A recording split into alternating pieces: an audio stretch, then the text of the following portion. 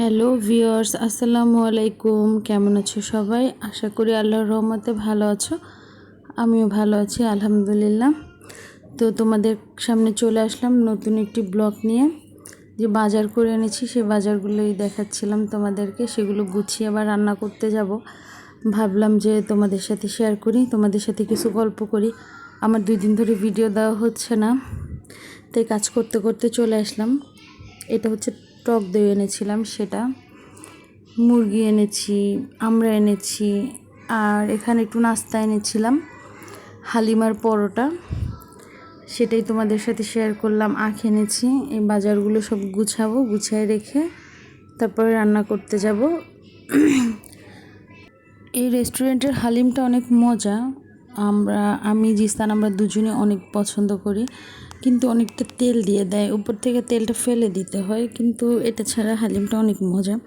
অনেকগুলো রেস্টুরেন্ট থেকে এনে খাওয়া হয়, কিন্তু এই রেস্টুরেন্টের বেশি টেস্ট। এর জন্য বাইরে গেলে আর কি নিয়ে আসা হয়। তো তোমরা দেখে নিলাম আমি কি বাজার করলাম, সেগুলো গুছিয়ে রেখেছি। এখন চলে আসছি মুরগি রান্না করব আর গরুর গোশ রান্না করব। আর একটা সবজি করতে হবে। আসলে মুরগি আর গরু একসাথে রান্না করবো, এটার জন্য কিছুটা গরু ফ্রিজে উঠায় রাখবো। জিসানের অফ ডে তো আজকে, স্কুল বন্ধ, এটার জন্য কাজগুলো তাড়াতাড়ি গুছাই নিলে কিছুটা রান্না করে ফ্রিজে রাখলে আর সমস্যা হয় না। না হলে ওকে নিয়ে স্কুলে যেতে হয়, টিউশন আছে, আমারও তো বাইরে কিছু কাজ আছে, সব মিলিয়ে আর কি সমস্যা হয়ে যায়। মাঝে মাঝে হয়তো টাইমলি রান্না করতে পারি না। তো ফ্রিজে কিছুটা খাবার থাকলে আর কি একটু সহজ হয় ওদের জন্য।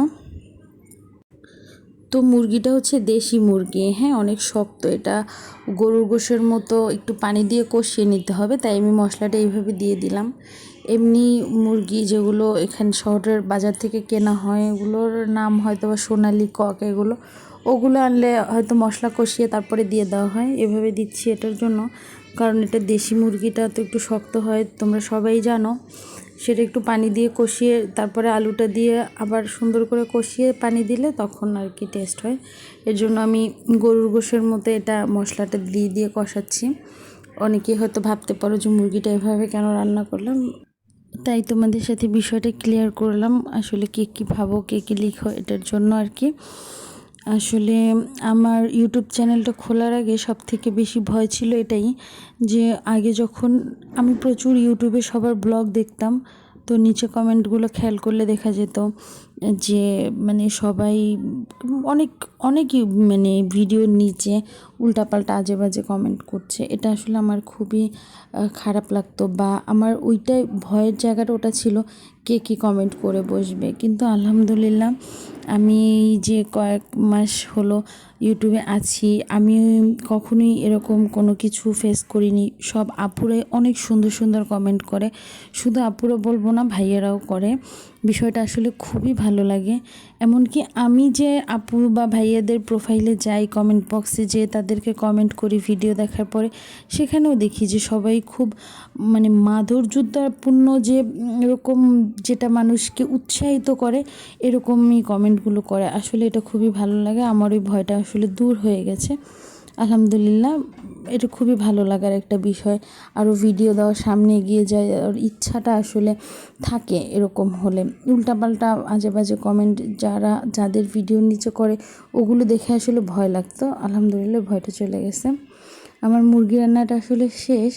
মুরগি রান্না শেষ করে এখন গরুর গোশটা বসিয়ে দিয়েছি। ভাতও আমার পাশে হয়ে গেছে।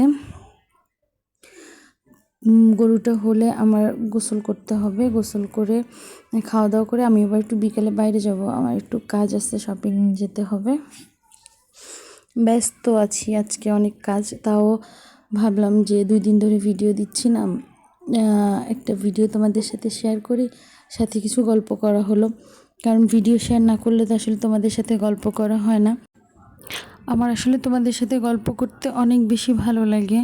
তারপরে যেসব আপুরা আসো আমার ভিডিও দেখো, কমেন্ট করো, আমি তাদের প্রত্যেকের ভিডিও দেখার ট্রাই করি, যদি মানে শুধু তাদের না, আমার ফ্রেন্ড লিস্টে যারা আছেন আমি ট্রাই করি প্রত্যেকের ভিডিও দেখার, নোটিফিকেশান আসলেই সাথে সাথে গিয়ে দেখার। যদি ফোন তখন হাতে না থাকে বা অনেকক্ষণ ধরে ফোনটা হাতে না থাকে তখন হয়তো অনেকগুলো নোটিফিকেশান চলে আসে, দেখতে পারি না। আমি ট্রাই করি সামনে আসলেই, প্রোফাইলে ঘুরলেই তাদের ভিডিও দেখার। আবার অনেক সময় হচ্ছে যারা আমার ভিডিও দেখেন, আমার ভিডিওর নিচে কমেন্ট করলে আমি সাথে সাথে ওই কমেন্টের প্রোফাইলে গিয়ে দেখি যে ওনার সাথে আমার মানে ভিডিওটা হয়েছে কি না, মানে ভিডিও দেখাটা হয়েছে কি না আর কি। আমি সেই ভিডিওটা দেখে দিই। আমার ভালো লাগে আপুদের ভিডিও দেখতে, তাদেরকে কমেন্ট করতে সব থেকে বেশি ভালো লাগে তারা যখন প্রত্যেকটা কমেন্টে রিপ্লাই করে। আমিও ট্রাই করি যে আমাকে কেউ কমেন্ট করলে সেটা রিপ্লাই করতে। আসলে এই যে কমিউনিকেশনটা, এই যে এটাই ভালো লাগে, এই বন্ডিংটা ভালো লাগে যে সবাই সবাইকে খুব সুন্দরভাবে রেসপন্স করছে, সবাই সবাইকে সাপোর্ট দিচ্ছে যে হ্যাঁ আপু ঠিক আছে, ভালো হচ্ছে, এগিয়ে যাও। এটা আমি খেয়াল করেছি সবাই সবাইকে করতেছে। এর মধ্যে ইউটিউব চ্যানেলটা খোলার পরে এটা যেমন একটা ভালো লাগার দিক, খারাপ লাগার দিকটা হচ্ছে সাবস্ক্রাইব নিয়ে আসলে কিছু চালাকি বলবো না কি ঝামেলা বলবো বুঝতে পারছি না। যেটা হয় ওটা আসলে একটু খারাপ লাগে যে এই সাবস্ক্রাইবার দেখলাম অনেক বেশি, আবার কেটে যাচ্ছে। 24 ঘন্টা মেনে করতেছি তারপরও কেটে যাচ্ছে, কি হচ্ছে না হচ্ছে আসলে বুঝতে পারি না। অনেকেই আবার অনেক সময় বলে যে আপু করে দিয়েছি কিন্তু দেখি এখানে বাড়ছে না, সেটা কি চ্যানেলের সমস্যা না তাদের সমস্যা সেটাও বুঝি না। যাই হোক, সবাই মিলেমিশে আগাতে হবে, না হলে তো আসলে সম্ভব না। আমার রান্না দেখে কে বিরক্ত হচ্ছেন জানি না, আমি আসলে প্রচুর কষিয়ে রান্না করি। গরুর গোশ, মুরগি টুরগি যখন রান্না করি মানে অনেক বেশি কষাই, অনেকক্ষণ। আমার মনে হয় যে গোশটা তাতেই বেশি টেস্ট হয়, এটার জন্য অনেক সময় নিয়ে করি। হয়তো বিরক্ত হবেন যারা এতদূর ভিডিওটা দেখেছেন। তাছাড়া এখন অনেকেই আছেন ভিডিওটা আসলে পুরো দেখেন না, জাস্ট ঢুকেন, একটা লাইক দিয়ে কমেন্ট একটা করে উপস্থিত বলা আর কি, বলে চলে যান। এটা আসলে কারোর জন্যই ঠিক না। আমাদের তো শুধু সাবস্ক্রাইবারটাই এনাফ না, আমাদের অন্য অন্য সাপোর্টটাও দরকার। যাই হোক, আমরা সবাই সবাইকে সাপোর্ট দিব, পাশে থাকবো। আজ এই পর্যন্তই, আল্লাহ হাফেজ।